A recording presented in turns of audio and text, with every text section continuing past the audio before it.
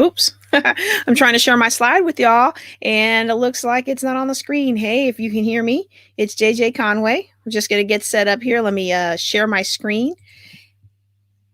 And for those of you for those of you listening on Clubhouse, I want to welcome you. This is my third ever broadcast on Clubhouse, and I am also broadcasting live on my Facebook page.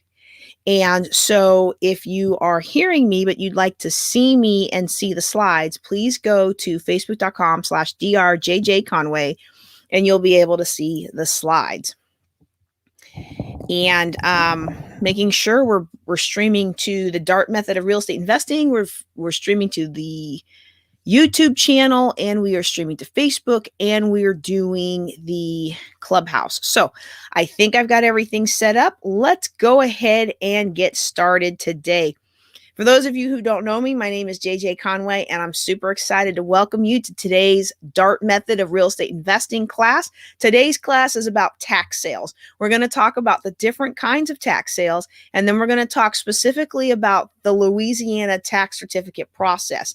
In coming months, I will be exploring the Texas tax sale process. And so then it's going to give me a hands-on complete picture of tax sales. So though some of you know, when I first started teaching this class, I was in Maryland and Virginia. And so I was doing tax liens out there. And then I moved to Louisiana and learned about tax certificates. And this will be my fourth year investing in Louisiana tax certificates. Some of you have seen, when we've met at the Starbucks, you've seen the big $6,000, $7,000, $12,000 checks that I've deposited into my IRA, self-directed IRA. So it's tax-free, y'all. The money that I've been able to deposit with this method. And I expect that as I venture into Texas tax sales, it's going to be just as profitable, if not more so. All right. And so today, what I have for you today is a presentation that I call Tax Cert Riches. Now, we are going to give you my two promises. The two promises that I have.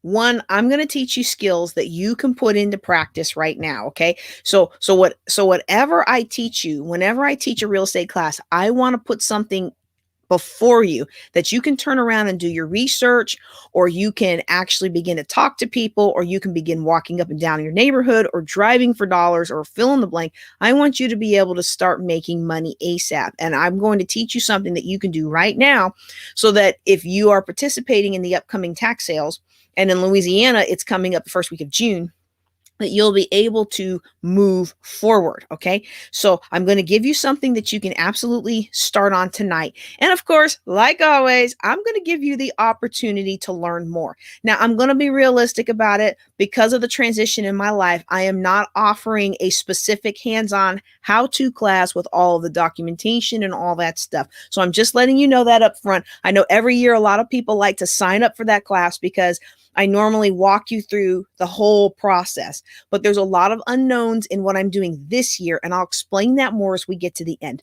Let me go ahead and get back to the actual education. And again, for those of you listening on Clubhouse, make sure if you want to see the slides that you go to my Facebook page, facebook.com/drjjconway, and you can view the slides temporarily, or you can get lifetime access to them at buildingwealthtogether.com. Look for the VIP. Look for the DART real estate class, register for that class, and you will get the slides as well as the video of this talk. All right. Let me ask you as we start out, what would you do with a $5,000 house? What would you do with a $5,000 house? What would you do? What would you do if you could get a house tomorrow paid for $5,000? Anything you want, right? So let me explain to you the process of actually being able to getting a property that cheap. Now there are so many ways. I want to say this real quick because there are a lot of people who feel hopeless, that it's like, I can never buy a house, or I'm never going to be in a good enough financial position. There are so many creative ways to buy real estate, y'all. You might just take over somebody's loan. That's called subject to. You might be able to get one of these tax sale properties I'm going to tell you about. There are so many ways for you to get a property without having to have big money and big credit. Okay. And so I want to encourage you on that. This is just one of many strategies that I use when working with my clients. When you take the steps to put your financial future first, and for me, the way I teach is to get debt free. I promise you, it doesn't take very long before the opportunities open up for you to own real estate, either at a significant discount or with a creative funding strategy where you don't have to go out and get a loan and you don't have to go out and find yourself mired in debt. All right. That's why my style of real estate investment is debt avoidant. All right. So let me explain the general process of why tax sales work. Okay. So when people, each county or parish will pay for different things. Each city pays for different things. They pay for different things like the cops, the teachers, stuff like that. Okay. Firemen, we need all those services. And the way that they're mostly funded, depending on jurisdiction, but for the most part, the way they're funded is through your property tax. Well, if somebody is not paying the property tax, they're not going to go to the cops and say, you know what, I'm so sorry. We're not getting paid, so we can't pay you, but we still need you to keep peace in the streets. Okay. My husband is an educator. Y'all don't pay your property tax. I still want my husband to make his money. All right. That's just how it works. So in order to keep the money flowing in, a lot of jurisdictions have implemented this tax sale process. So basically what happens is the investor pays the tax. In some cases, they pay more.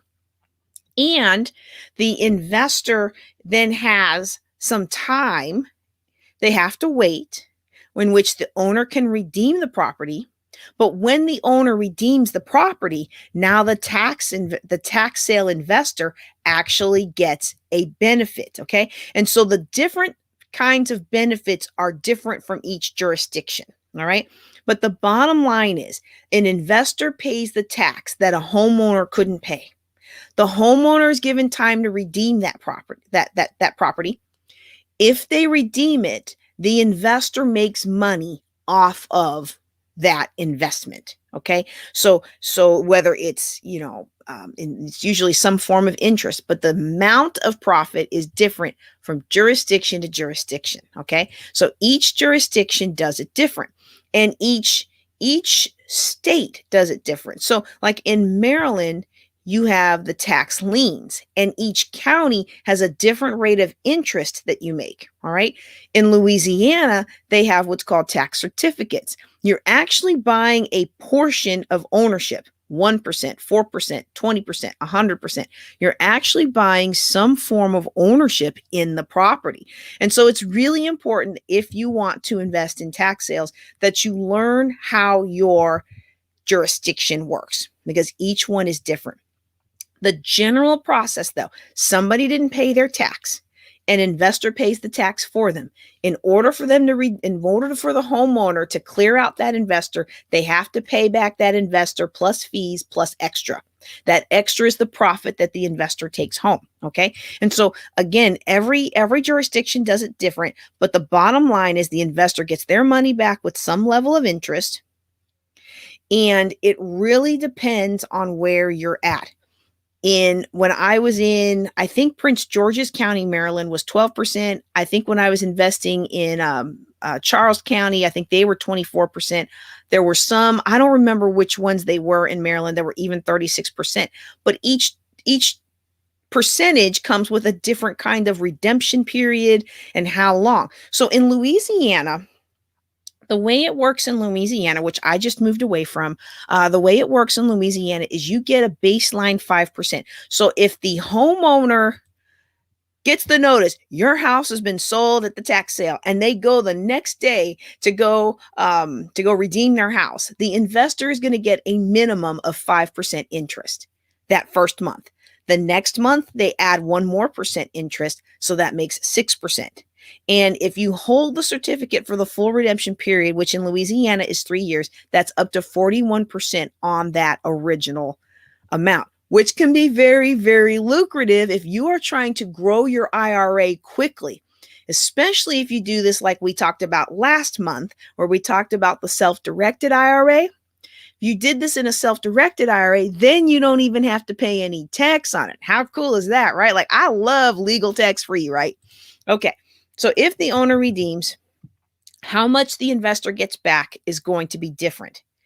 And the rate of return is important. Okay, so I want you to look at these different returns. For those of you who are listening on Clubhouse, you can't see the slide, but I've got a slide here that shows different rates of returns and how they grow, how your money grows. And you can see the difference in percentages. And so, a lot of us, we're saving money down in these low percentages, 1 to 2%, but we've got credit cards and other loan instruments that are at the 18, 25, 36%. You can begin to see very quickly why these banks are so eager to lend us money. Well, I'm not a big fan of debt, but I am a big fan of you making money. And if you've got money to invest in, a tax lien that you can get return of 25%, 16, 18%, that's wonderful advantage over the market. Okay, so we want to consider these things, and we want to look at how we can maximize our money. For those of you on Clubhouse that can't see the slides, I have just switched the slide to show a 20-year investment strategy with 5% versus 10%. And so a lot of times we as humans, we think that if we double our investment, we're going to get double the returns. But it's actually not linear double growth like that. It's exponential growth. Okay? Exponential growth. And so at the 5%, you see that at 5%, they end up with about $600,000 with this particular form of investment. At 10% annual growth, they end up with 1.6 million. Okay, 1.6 million. So it's very important that we invest our money in things that bring a high rate of return. And it's also important that we don't waste our money in things that have high interest rates. I get people all the time. And I actually did the calculation on this. I get people all the time. They're like, "Oh, I can't stop my 401k or in order to, pay off my debt because my boss is going to give me a free 4%." Okay, I like free money. I absolutely like free money. But you know what I like more than free money? I like lots of money. And lots of money comes from unencumbering your funds and then investing them. And so what a lot of people are doing is like, "Oh, I'm going to invest in this IRA." And the IRA may be because they want to play it more safe. The companies want to play it more safe. It may be getting a 5%, 8% return, but then they're going to pay the credit card companies 18 to 25% for the privilege of borrowing money.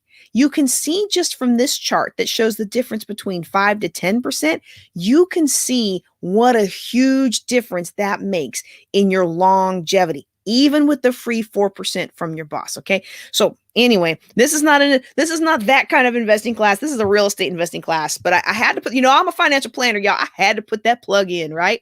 Okay. So again, if the owner redeems, the investor makes back their money plus something. Okay. That something is determined by the jurisdiction. That something is determined by the conditions under which you pay off the tax lien. Or you pay the tax. If the owner doesn't redeem, there are some great opportunities for the investor. One thing we have to remember, though, the investor is still obligated in many jurisdictions to keep paying taxes if the owner doesn't jump back and start paying taxes. In Louisiana, the redemption period is 3 years. In some places, it's 6 months. In other places, it's up to 3 years. It really is going to depend on the investor's interest in the property and whether they're willing to file court action to force a sale of the property and get everyone out. So let me explain that real quick. In some jurisdictions, when you bid on the property and you pay the tax sale, you become the owner of the property. Okay. And so that's a much easier process than in something like Louisiana, where a lot of your tax liens, you might bid on the property, but you might end up with 1% ownership. Well, with 1% ownership, you're not changing the locks anytime soon, right? So there's a legal process and rigmarole. The reason people are willing to do this is because most of the time, the investor ends up with the property, not with I said that wrong. The most of the time, the investor does not end up with the property. The investor ends up with the money. Okay. So this is a pennies on the dollar strategy. You see it on late night TV. Oh, I got this house for pennies on the dollar. I got that house for pennies on the dollar. My mother-in-law, well, my ex-mother-in-law, she on her very first tax sale property, she got the property for pennies on the dollar. And you know what she did? She used it to start what today is a multi-million-dollar international corporation. All right. That was her first headquarters. And I remember watching her build that business with her pennies on the dollar house. That's such a powerful strategy. But most of the time, people who are making this money, people who are investing in tax liens, they're making money, not getting properties. Still, I'm trying to build up my IO. I'm really tongue tied today. I'm trying to build up my IRA, my self-directed IRA with tax-free money. So I'll take the money. All right. All right. So what happens if a property goes to tax sale and no investor buys the tax? And no investor buys the tax. And years and years and years, no investor buys the tax. Well, they have this thing called adjudicated properties. And what that basically means is if no one pays the tax in 5 years, then the parish has the right to sell the property and return it to commerce. And in Louisiana, in many parishes in Louisiana, you can buy these adjudicated properties in CivicSource for as little as $5,000. Now, other jurisdictions are different. They may have a 7-year, they may have a 3-year, they may have a different kinds of things like that. In some jurisdictions, you buy that property, they don't redeem it in the time, it's yours. All right. So it's really about how it works in your jurisdiction. And that's why I wanted to teach this to you so that you have the time to do the research and learn. Now, what I have for you next, I have a little video from CivicSource that explains the adjudicated properties process. And so I find it helpful to see, kind of visualize. So let me see if I can play this for you. Welcome to civicsource.com. Our auctions cut through ambiguous legal. Oh, you know what? I went to make sure my volume was up and realized that paused the video. All right, there we go. And unfamiliar paperwork to provide our users straightforward investment or real estate development opportunities. This video covers adjudicated property and tax deed sales, which auction off full ownership of properties and give investors the ability to get title insurance. In some states, properties in adjudicated property and tax deed sales have been foreclosed upon due to non-payment of property taxes. In other states, these properties have previously failed to sell at tax sale and are past the redemptive period. In either case, the winning bidder at an adjudicated property and tax deed sale is awarded full ownership of the property for generally a fraction of its value. Properties are brought to auction in an investor-driven model. Instead of investors needing to contact the taxing authority to inquire about a property, civicsource.com publishes the taxing authority's entire catalog online. Now investors can identify individual properties or groups of properties of interest and personally initiate the auction process. When an investor chooses to initiate an auction, she places a deposit on the property, which starts the legal research and notification process necessary to take it to sale. If during that process someone pays all delinquent taxes and fees, the depositor gets her money back. Otherwise, the depositor will be notified when the auction date is set. At that time, the auction goes live and the depositor can place her bid. There is a minimum starting price determined by the taxing authority plus costs, and from there, it's a standard auction wherein the high bid wins. If the depositor is not the winning bidder, she is refunded her deposit, and the winning bidder is charged that amount. civicsource.com will then provide all legal documentation and schedule a closing to transfer the deed to the purchaser. To learn more or to be notified of upcoming auctions, please sign up for our newsletter at civicsource.com. Enjoy the sale.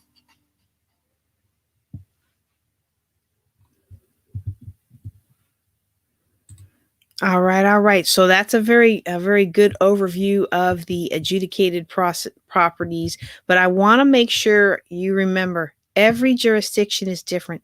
They all execute their tax sales in different ways. So I've got listed here a couple of the different ways that people do, different jurisdictions do. So, for example, in our first bubble there, and for those of you who are on Clubhouse and can't see the bubbles, for our first bubble there, what you see is pay full tax, and you're bidding on the lowest interest of the house. So the lowest interest on the house wins. I found that when I was in Maryland, that's how we were bidding. So you pay the tax, and what I'm bidding against other investors to see who's actually going to get it is not who pays the tax first. It's who's willing to accept the least amount of interest. So you might be in a county with 24% interest, but because the investors want the property, other investors may be willing to take 4%, 2%, 1%. And that was the problem that I was having when I was trying to invest. I didn't want to just get 1% interest. I didn't know back then how lucrative tax liens were. Okay. I just knew that there were a lot of rigmaroles that you had to do legal wise to actually get the keys in hand to the property. And I wanted to make more money than that. So I didn't have the sticking power to really go against the big dogs who were willing to accept less interest. Okay. There are strategies around that, and we'll talk about that a little bit later. Another jurisdiction that I've lived in has oh, you know what? I just described the middle bubble. Okay, so I just described the middle bubble. The first bubble is actually talking about Louisiana. I'm so sorry about that. Okay, so the middle bubble that I just talked about, that is you're paying the tax, but you're bidding down against other investors how little interest you're willing to take in exchange. Okay, what the first bubble is actually saying is the lowest amount of interest in the house. And so places that do tax certificates like Louisiana, which I think is actually the only one that does it this way, it's percentage ownership in the house. So the bid starts at 100%. Either way, no matter what you get, no matter what you end up with, you are going to pay the full tax and all these methods, right? But in Louisiana, you start out at 100% ownership of the house. And so if no other investor wants that property, you can pay that tax sale and you get 100% interest. And I've got a little video that's going to explain this a little bit for you in a second. But maybe I want to make sure I get that money because I know that most of these don't result in ownership. Most of them result in getting paid back. And I want that interest in my self-directed IRA tax-free, right? So I might be willing to accept 75% interest, 50% interest in the house. And I want to qualify, this interest is not the money rate you're going to get back. This is the ownership, the percent ownership in the property. So when I go into Louisiana tax sales, I'm actually bidding 1% ownership of the property. I've received as high as 39% ownership of the property, but I'm going to bid 1% because the fastest person to 1% usually wins the property. Okay. So that's one way of valuing it. Another jurisdiction that I lived in, one way they do it is you pay the tax, and then this is so funny. You are bidding on how much you are willing to pay for that property if it doesn't get redeemed. And whoever bids the most amount for that property, if it doesn't get redeemed, that's the person who wins that tax sale. Isn't that crazy? So the county or parish or whatever your governing body is in those kinds of situations, they're making more money because investors are generally looking for properties that are going to be like 70 to 80% of the value of the property. So good deal for them, huh? Okay, so what it ends up being, whatever the situation is, at the end of the day, what a lot of investors want to know is how they get their $5,000 house. And it's not always super easy. Okay. So like I said before, if you're in the situation where you're bidding for 100% ownership, or you're in a tax deed state where you're actually getting the ownership of the property, you just have to wait a little bit for them to redeem it before you can take occupancy. Well, in those cases, yeah, you get the house, right? But honestly, most of the time, the investor is going to get paid back. And so you really want to do your research, okay? And then you want to understand the legalities afterward. And this is especially a problem in Louisiana. So all my folks from Shreveport that are watching, all my folks from New Orleans that are watching, I want you to be very, very careful about this, because I know when I first invested in the tax sales, I was coming from Maryland, where it's a very defined process, and there's a lot of support.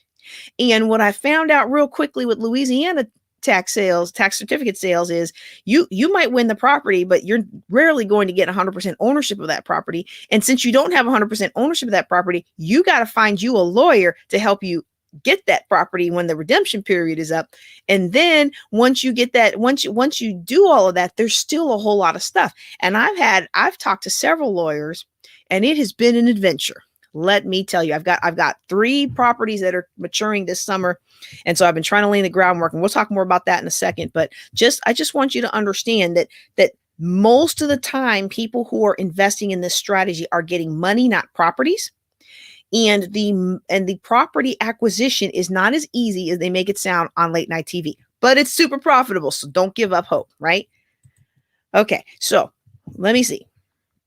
I think I've covered all this simplified process. Of course, there's always more details. I had somebody come to one of my classes once. There was a group of guys came to my class once, and they did real estate investing. So they started asking me all these advanced questions, and I was like, this is a beginner class. Okay. There's always more complexities with things. This is the basic process. And what I'm going to teach you today is going to set you up to be able to go into the June tax sale and be able to actually do your first tax certificate. Okay.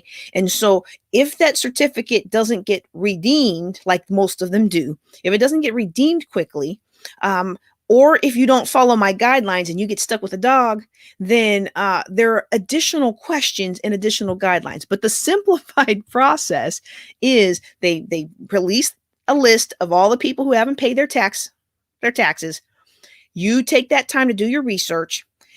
You please do your research. In Louisiana, in Bossier and Caddo parishes, Louisiana, you do it through CivicSource. Other places I've lived, there's an online bidding place that you go into.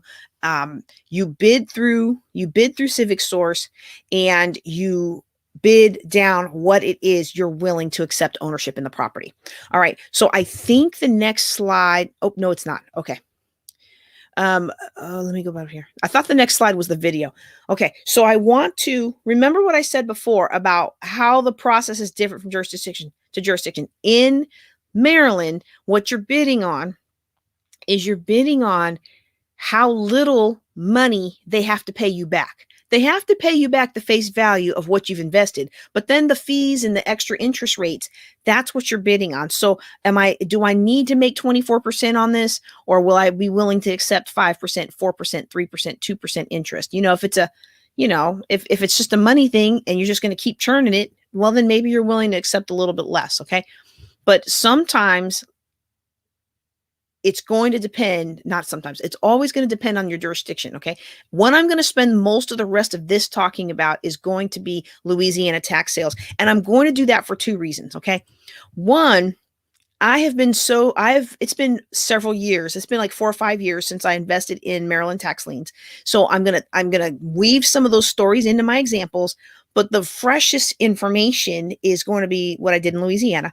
And I'm gearing up to invest for the first time in Texas tax deeds, but I don't have the expertise to really give you the good, juicy stories. So what I can give you on that is some book knowledge, what other investors have told me, and I'll weave some of that in as well. Okay. But what I want to give you today, I know I've still got a pretty heavy subscriber base in Shreveport. I want to make sure that I give you what you need to be ready in 3-4 weeks for that tax sale.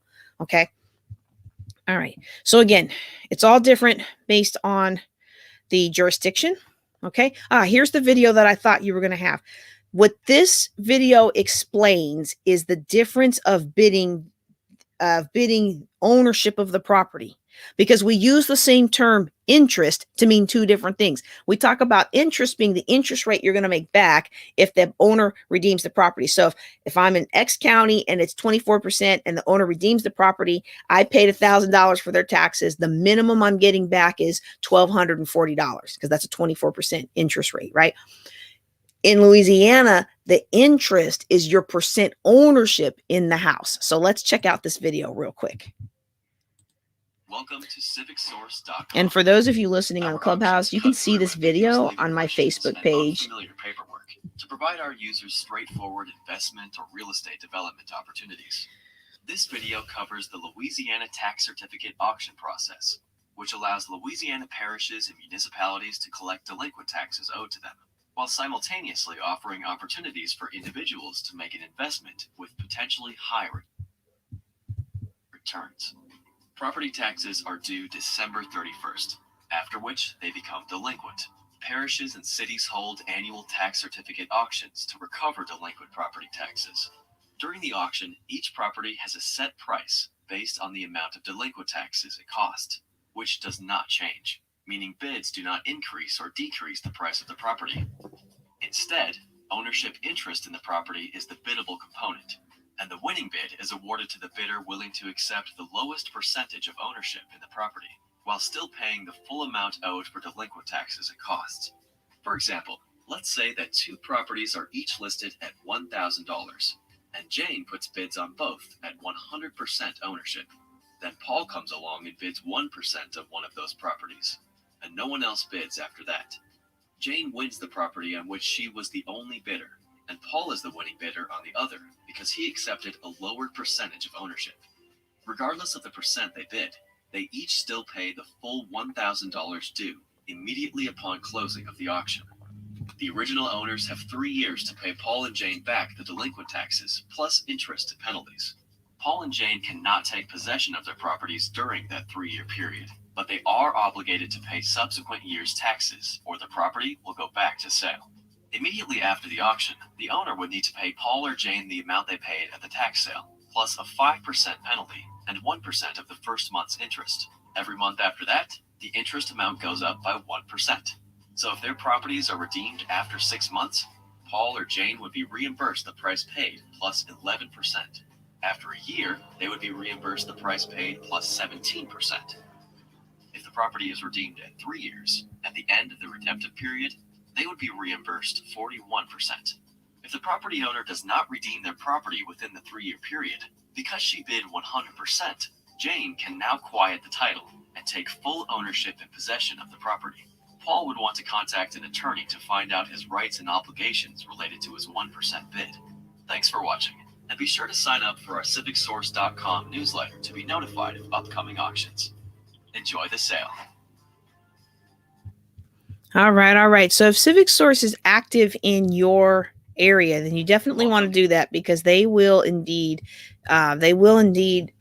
send you notifications when an upcoming tax sale is coming in the zip codes that you're looking for. Okay. And so I really have had a love-hate relationship with Civic Source. It's definitely an interesting thing. And I personally think you can make money, because I made money my first time using it. I think it's really important for you to sit down and talk with somebody who's used the system and understand what you're doing before you walk into it. You could take this class, or you could take, you could go back. I'm not going to do it this year. I'm not going to do the follow-on that I normally do, where we actually do the hands-on nuts and bolts, but I am going to give you guys some opportunities to dig a little bit deeper. So be on the lookout for that. Okay. So the thing that you saw in that video, they had a 3-year waiting process in Louisiana. That's the longest of all of them that I've ever been in. That's a long time. So like one of the properties that I bid on year 1, I made a good $500 off of it because they turned around and redeemed it after almost a year.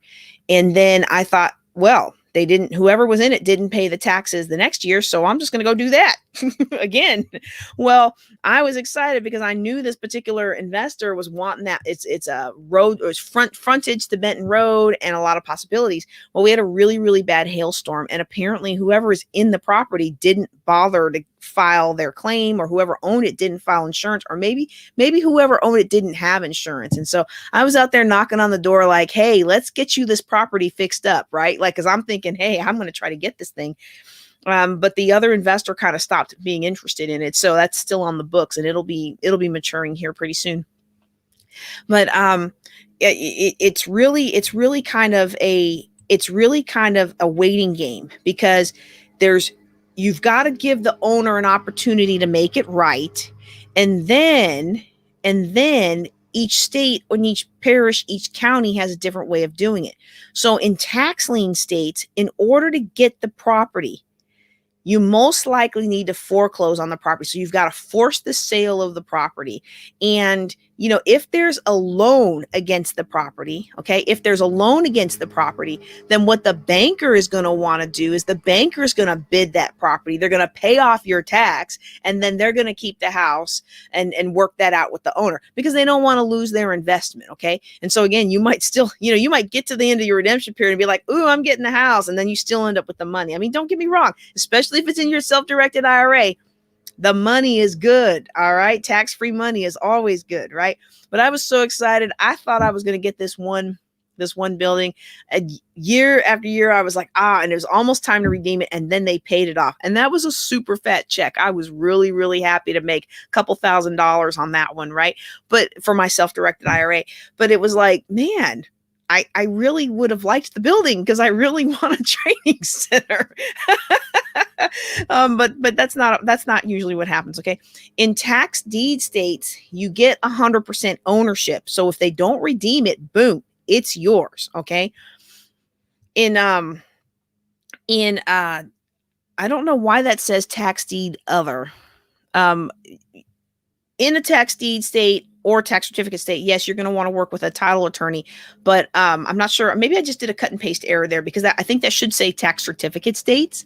So in a tax certificate states like Louisiana, once the redemptive period is over, if you have 100% interest, it's easy because like the video said, you can quiet the title and you can get access to the property. But if you own 1% or 4% or 7%, there's a legal process, and other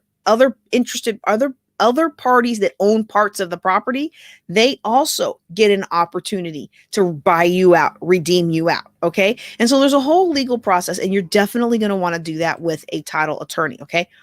Now, I do want to add this in here for properties that take a long time to redeem. So in Louisiana, it's 3 years. That means if you don't want that property to go back into the tax sale, well, then you're going to need to pay off the tax every year. You still get 5% interest on the additional taxes that you've paid, but you don't get that bump up every year, every month of the extra 1%. Okay. But you do still get the 5%, and you keep that property out of the tax sale. So I've done that on some of the ones. I've let some go, but there's some of the ones that some of the ones that I'm about to bid on, I mean, some of the ones that are maturing this year, I've been paying the tax because I'm hoping that they will mature. They're good, solid properties, and I want to get those properties or get the homeowner to realize, hey, I need to pay her off. Okay. Just be prepared for that. And then the other thing to be prepared for in a long-term redemptive strategy, for 6 months, if you let the grass grow a little bit, it might not be that big of a deal depending on the season that you're in. But if you've got to wait 3 years and you're part owner of that property, well, if you don't cut your grass and the city has to come cut your grass, they're going to charge you $200, and you don't want to not do that. So I've actually been that kind of person that I've taken that letter from the city and I've gone to the owner and been like, you need to do this. My name is on your property. You need to either pay me off and get me off your property, or you need to mow your grass. Like, I've been that crazy lady. Like, I get a lot done being the crazy lady. You may not want to be the crazy lady. That may not work for you, but it worked for me because I want my money, All right. Anyway. If you have any questions, make sure to dump them into the that's the wrong word. Make sure to put them into the chat. Okay. So again, like I was saying, it's really, really, really dependent on your jurisdiction. I can teach you an overview. Of the tax sale process, but to really get into the nitty gritty, you've got to understand how it works, where you're at. And the best way to really understand it where you're at is to find a local investor that's willing to show you the ropes. That may be hard to find in some instances. I will admit it, especially in smaller markets. Like when I was in DC, the DC area, so Maryland, DC, Virginia. When I was there were plenty of folks. In fact, Ned Carey, Mr. Ned Carey, you can find him on Bigger Pockets. You can also find I forgot to advertise this on my Bigger Pockets blog. I have a blog on Bigger Pockets. I sometimes forget to post things on it. Like this class would have been ideal. Yeah, he teaches people how to invest. He started off with $2,500 and over 10 years built it into a multi-million-dollar business. And so he goes around and he'll do it in person. He'll teach you how to do it. And he has a very reasonably priced mentorship package that show you hands-on how to do it. And so it's like, well, smaller markets aren't necessarily as open to people of all types. Let's just say it that way. All right.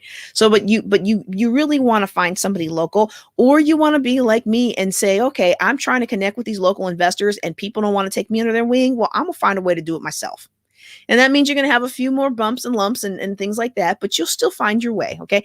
Especially if you follow some really good research principles, right? You got to find out how your jurisdiction does it, whether they do it online or whether they have a agreement with CivicSource, or whether some places you still go to the office, right? And the big thing you want to watch out for, well, actually, there's a lot. Let me see if my next slide has it. No. Oh, no. Did I not? Oh, it must be in the pitfalls. Okay. Yeah, I'm going to talk about it in the pitfalls, because there's all kinds of things that you really want to watch out for. But one of the things that I want to make sure that I explain to everybody is that CivicSource and other entities like it do a really big push on, hey, you're going to get this property and you're going to get title insurance, and you could be able to get title insurance, and that's great. And the thing that you've got to understand is that title insurance only goes up to what you paid for the property.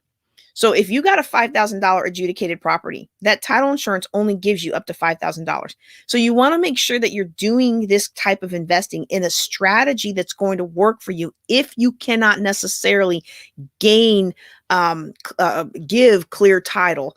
The adjudicated properties, you have clear title, but your title insurance is only up to the purchase price. Well, that's not going to resolve a whole lot of what could possibly happen if there's a lot of rigmarole in the background.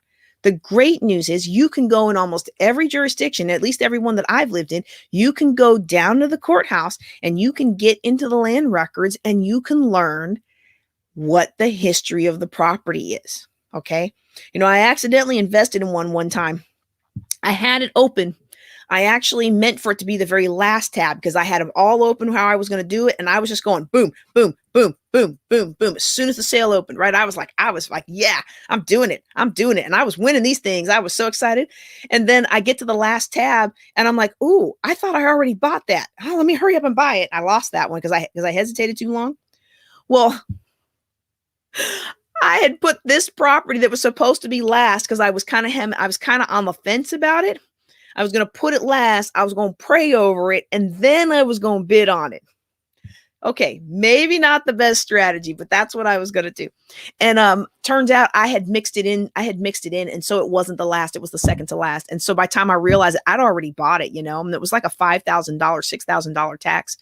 And the reason I was hemming and hawing on over it was because there were so many previous owners.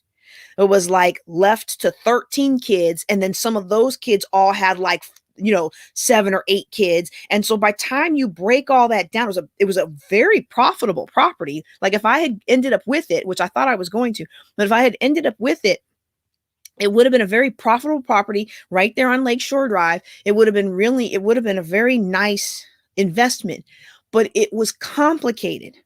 And normally I'm okay with complicated because I want to make it work. Because that's where the money is sometimes. Sometimes the money is in things that are so complicated, it scares everybody else away, right? But the thing is I knew the person who told me about it in the first place. It was her family's property. I don't like to do business when it comes to real estate and stuff. I don't like to do that kind of business with friends and family because, I'm not doing business with her, but if I messed up, that would come back to me and I didn't want it to hurt our friendship because she's one of the coolest people I met in Shreveport. And so I was just like, I'm gonna have to pray about this one. Well, it was already done then, but But in doing the research, I said, oh, I see this, I see this, I see this. And then what you'll also see is you'll see where somebody else invested in the property and they tried to do this and they tried to do this and they tried to do that. And that property had a lot of complexities. And I'm like, if this big name guy couldn't get the property, then little old me is going to have to do some extra work. And I really thought in order to get that property, I was going to have to negotiate with like 26 different people, but it was going to be a very highly profitable property. So I was willing to do the work. Big name investor went ahead and bought me out after 2 years. So, I made a good chunk of change off of that one, y'all. What was that, like 36% interest? Yeah, I'll take that all day long, right? But you just want to make sure that you do your research and that you understand what you're getting and that you're not swayed by the fancy titles or the slick advertising for these companies that facilitate you in buying these liens, okay? So I hope I've kind of given you a simple overview of what tax sales are. I actually think it's one of the simplest and most effective ways for people to get involved in real estate, especially if you don't want to deal with tenants and toilets, and especially if you don't want to deal with a lot of people in general. Okay. If you are looking to build up reserves, build up your retirement reserves or things like that, and you want to be able to do it tax-free in a self-directed IRA, then this is an excellent strategy for you, because even when you do end up with the property, you put a little bit into it, you flip it, you sell it, you do whatever, all of that is tax-free. See, this is one of those things where a lot of people are like, oh, I'm going to go be a flipper, and I'm going to go do this, and I'm going to go do that. And then they get hit with the tax bill and they're like, whoa, okay. If you can find strategies that allow you to legally be tax-free, then you hit the jackpot with these strategies. And that's one of the things that I really like about tax lien investing. I know a lot of, this is going to sound stereotypical and gender typical, and I don't mean to sound gender typical or condescending in any way, but I know a lot of older ladies who swear by tax lien investing, tax sales, tax certificates. Okay. There are some gotchas we're going to talk about. I'm going to give you some horror stories of things that happened or almost happened to me because I learned from Ned to do my research. But before I talk about those pitfalls, let me tell you what I've got for some strategies to mine this. Okay. So even if you don't buy the tax deed or lien, there are still ways to make money with it by getting the list of the properties. Okay. So I had somebody in a class said, well, can I try to wholesale that? Can I try to wholesale that like you would others? Well, sure you could, but you have to understand these people have not paid their property tax. There's probably a reason they haven't paid their property tax. And you're going to have to get down to the bottom of that reason if you want to try to acquire the property. But maybe you can acquire the property before it goes to tax sale, right? Let me show you some ideas, okay? Oh, I don't have it. Ah, man. So this is a normal annual briefing that I do. For those of you listening on Clubhouse, I just tried to show a slide that wasn't there. This is an annual talk that I do. You might have noticed, those of you who've been with me for a little bit, we start off with wholesaling, driving for dollars in the beginning of the year. In spring, we talk about tax sales. The tax sales typically happen May and June. And I have a class, a follow-on class, where I actually do the hands-on of what to do for the tax sales. So for hands-on, I go through my documentation from when I was doing it in Maryland, and I go through my documentation from doing it in Louisiana. Okay. I am not doing that this year. So I pulled out all those slides and built a new one, and I guess I overpulled. So what I would have shown you is a slide for how to maximize these strategies. So you have this list of properties that the tax hasn't been paid. You could reach out to those and try to facilitate. You could reach out to those people and maybe try to wholesale the property. You could reach out to those people and see if they are candidate for subject to, where you buy the property without actually taking out your own loan. You just take over their payments. Okay. Because you reach out and find out what's going on. You would be surprised at how many people are in a sticky situation and they won't look at you as a spammer or a scammer when you offer a solution. I remember when my father died a year and a half ago. It was a rigmarole trying to go and close out his affairs, because me, my sister, and my younger brother, we all lived out of state. My older brother lived in state, but he had a lot of family complexities, and him and dad didn't grow up together. So it was really difficult for him. They were just starting to build a relationship, and he was like, I can't. Y'all going to have to take care of this. I'm not going to be the executor of this estate. Okay. And because we were all out of state, that we couldn't get appointed executor. So we couldn't do much, right? And this was a whole education for me that I only had book smart wise from being a financial planner, but now I had the real world. And so now I know a thing or two, like, what's that farmer's insurance? I know a thing or two. Yeah. But the thing is had I been able to get Lucerne County to give me the executorship, what I would have done with Dad's house is I would have sold it subject to an investor, or sold it subject to a owner, a retail owner who would be willing to do the work to fix it up and everything. Okay. Because when you evaluated the strategy, my dad owed more on the property than it was worth.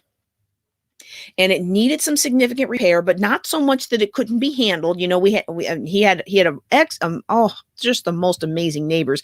And I know that they would have been able to help us acquire at wholesale costs, the things that would have been needed to fix up the property and do that. And so then they would have just took over his payments. And sure, he owed more on the house than it was worth, but the payments were a reasonable payment for the area. Okay.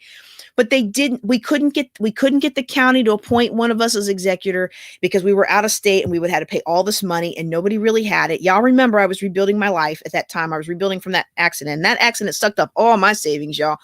But I'm glad for it. I'm thankful for it, because if I hadn't had the savings, I probably wouldn't have the healing that I have right now. Okay. So I'm not whining, but in that case, so then what happened at the end of the year is the bank was like, well, we're not going to take the property. You're just going to have to let it get delinquent. I'm like, well, I don't want to let it get delinquent. I want you to work with me. But they wouldn't work with me. It was one of those big name banks. The taxes still needed to be paid. And I was like, I'm not paying taxes on a property I don't own. I can't get executorship of. You won't, and the bank won't work with me. I'm sorry. I loved my father. He was an amazing guy. He helped everybody he could, but this is something that's just going to have to go, and it'll turn into a blessing for somebody else who buys it at the tax sale, because no one would work with me. Right. And so what it ended up doing is it ended up going to the tax sale. The bank paid the tax because they didn't want to lose their big loan against it. Right. And now it's going through the process of becoming real estate owned. All right. By the bank. If somebody had been able to come in and buy the tax, then they would have been able to get that property. That's, he had an $80,000 loan on it. I think it was only worth about $45,000 to $50,000. And they could have come in and gotten that at maybe $1,300 worth of tax. Right. And so this is a very, very powerful strategy. And it's a strategy that could really help you. But if you don't do your research, you may not realize all the extra stuff that's going along with that. Okay. And so one of the things that I'm offering for you today are a multitude of ways. So if that house showed up on the tax list, somebody could have contacted me and said, hey, what's the deal? Can we work out an arrangement? Now, being in my position as a financial planner and not being able to get legal rights to be the executor, I probably wouldn't have done that. I didn't do that. Okay. Somebody else in a different family situation, what's the big deal?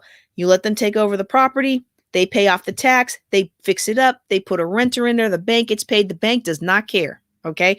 And so this can be a very powerful strategy. And you say, well, I thought you said this is a powerful strategy if I don't even want to buy the house. Well, you could be the person that finds the property and connects it with an investor, or you could be the person that finds the property and connects it with a educated retail buyer who understands investments and is looking for their own next house.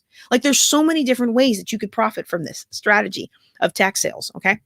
All right. So before I talk about the pitfalls that you definitely want to watch out for, because I don't want you to lose money. Like, you may lose money from time to time, but overall we want the trajectory to be up, up, up. Right. So I'm going to give you some pitfalls, but before I do that, I'm going to share with you something that I have put together for you guys today. All right. And like I said, those of you who've been going to this class year after year, this is, we started in 2014. So this is the, 8th version of it, 14, 15, 16, 17, 18, 19, 20, 21. Yeah, this is the 8th version of teaching this class. Normally, I do a hands-on thing, but with COVID, I don't have a training center. I don't personally think I can give it justice over Zoom to really do hands-on, but here's what I'm offering for you guys today. Okay. And so hang with me.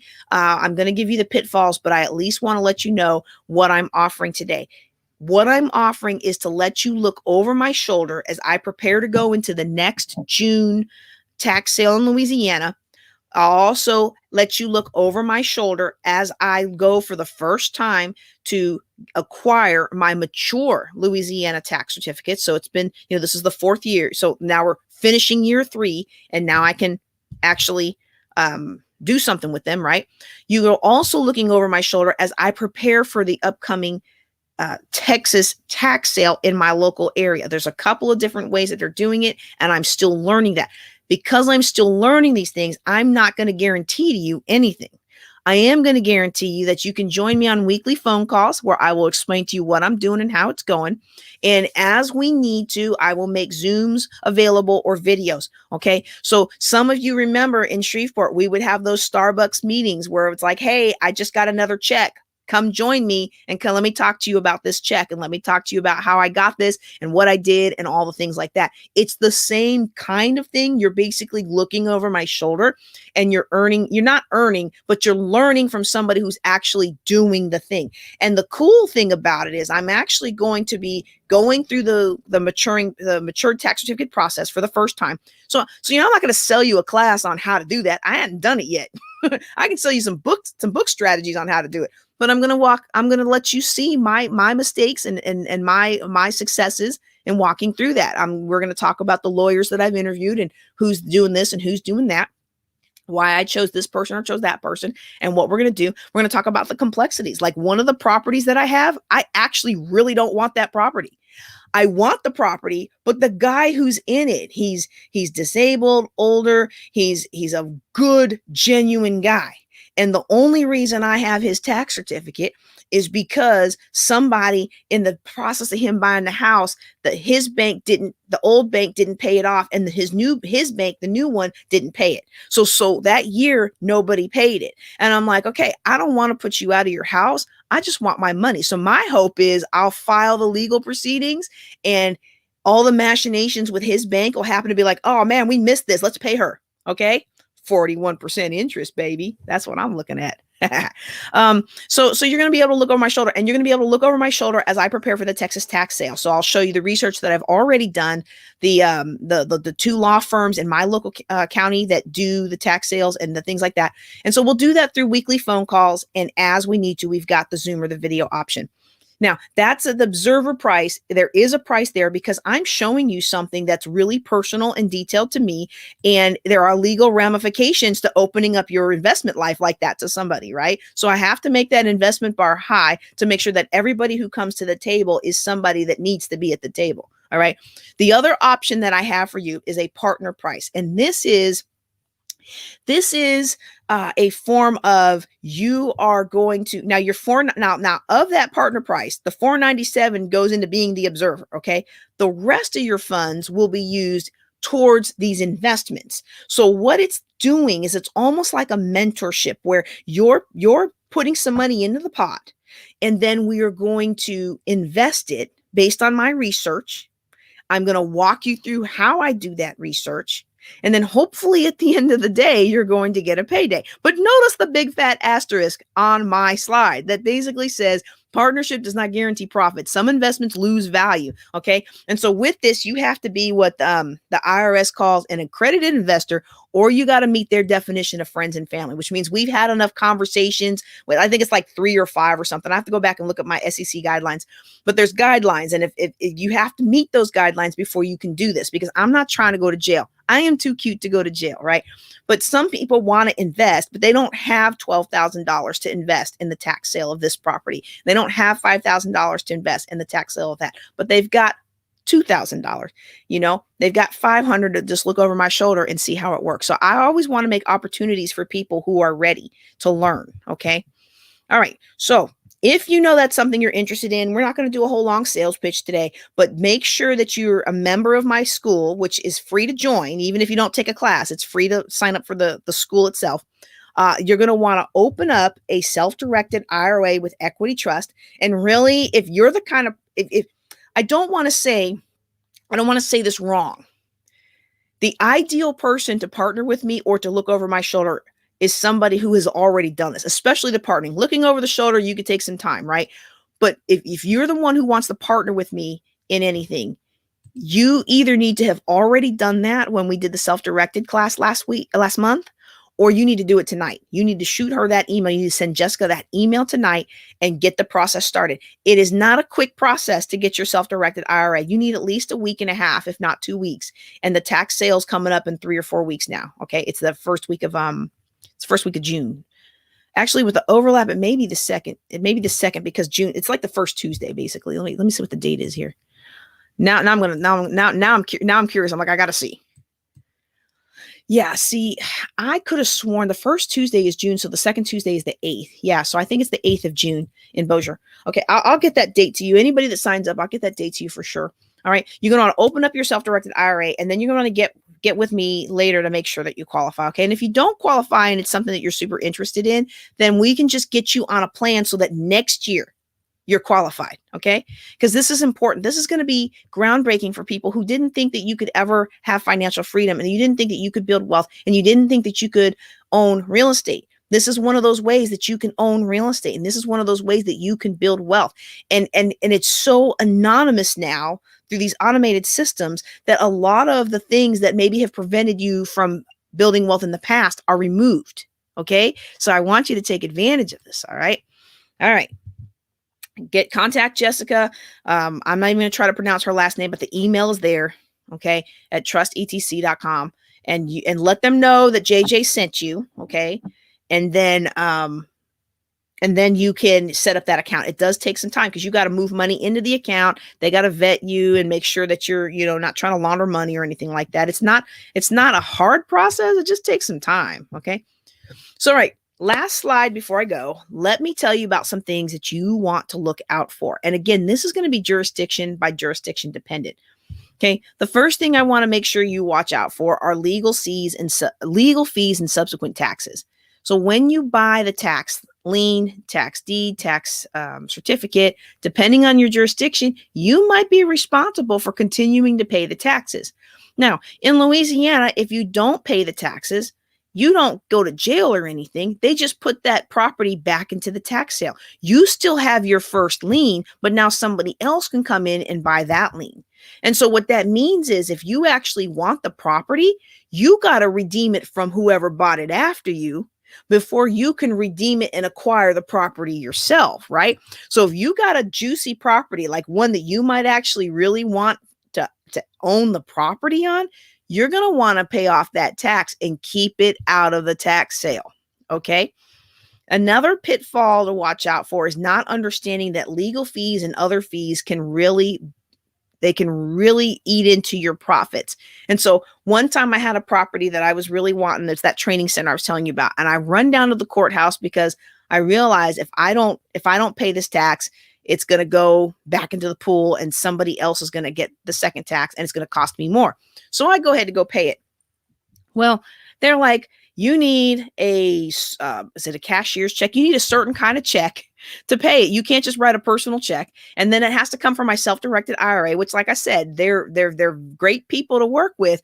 But unless you're paying extra for the expedite, they're not going to be tomorrow. You can't call them today and say, tomorrow I want a check. You can expedite it and it might be here tomorrow if you start early enough in the morning.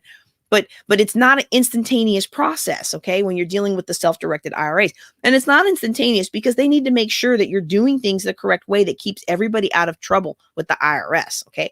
It's not because they just want to be mean or they're slow or inefficient. They're trying to keep you out of jail, right?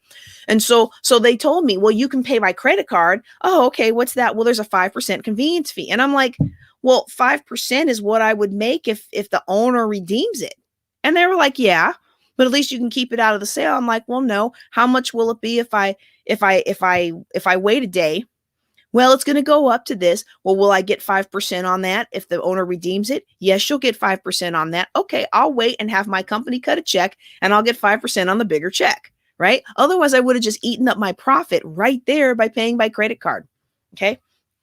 Some other things that you want to watch out for is that sometimes the property is just a dog, or like with the hailstorm or other things that happen, things happen and it's something you can't really recover from.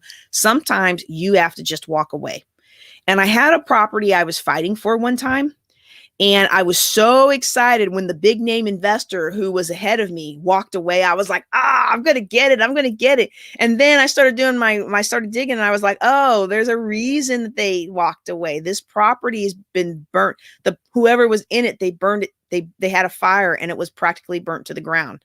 So it was like, oh, the land is okay, but I don't really need this land. I mean, I might could have sold it or something, but that just wasn't a space that I was wanting to be in at that point. So you want to watch out for things like that. Okay. You also want to watch out for the fines and the citations that I mentioned earlier. So like if the grass doesn't get cut, the city will give you a warning, or the county or whoever does that monitoring, they'll give you a warning. And then if you don't do anything about it, they will bill you. And so if I have a property like that, like I said before, I'm that crazy lady. I'm like, look, this letter has my name on it with your property. You need to fix this. And they usually do. And if they don't, then I fix it and I bill them. I bill them for my time and my labor and my energy. And so those are the things that you can do, but you have to watch out for that. I mean, you have to be aware of that, because if you bill them and they don't pay, well, then you're still out that money and your time. And this is for me, it's part of the fees of doing business, but you want to minimize those. Okay. Another thing to watch out for, especially in Louisiana, is that if you don't have 100% ownership interest in the property, I put there forcing foreclosure. That's really not the best. That's not the best verbiage, but attaining the title it can be very costly or time consuming, because again, you have to work through a lawyer to quiet that title, real estate attorney. And depending on where you live, you may not find that many that are actually friendly to you or your cause. All right. So it's very important to ask around. And then finally, you have to understand which strategy you're going to use for which case. So you don't want to jump into something and just think, oh, I'm going to do this, I'm going to do that, and it's going to be so perfect. A lot of times these properties, even if you get them, they're not necessarily the best for a flipping situation. They can be, but you have to make sure you've done the research to know that it is, because especially if there are title issues or other issues like that, a retail end buyer isn't going to be interested in buying a property that they can't get good title insurance on. Now, you might be able to still sell that to a buy and hold investor. That's another exit strategy, but it's important to understand those before you go in. Remember, one of my biggest sayings is, in real estate investing, we make our money before you buy. That means you have counted the costs, you've considered the options, and whichever route you go as an exit strategy, you know that you are going to make money. There may be something unexpected that eats away at your profits or keeps you from making money, but going in, you've done as much as you can possibly do to know that you're going to make money. All right. I think that was the last slide that I had for you. Does anybody have a question? I don't see any questions in the comments. I cannot see 2 of the 4 platforms that we're broadcasting from. I've got the Clubhouse here. I don't see, I imagine it would tell me if somebody's got their hand raised. I don't see any hands raised. So since I don't see any comments, I think we're going to wrap up. But all in all, I hope that I've encouraged you today. Tax sale investing, depending on whether your area does liens, certificates, or deeds, it's a very lucrative investment where you don't have to be afraid of it, but you do need to put some guardrails in place. And if you would like to look over my shoulder, I encourage you to get with me offline, because that deal that I gave you earlier is not on my website. Get with me offline and we can partner together in building your future. That's what we're doing here at Building Wealth Together. That's all I've got for you. Y'all take care and be blessed.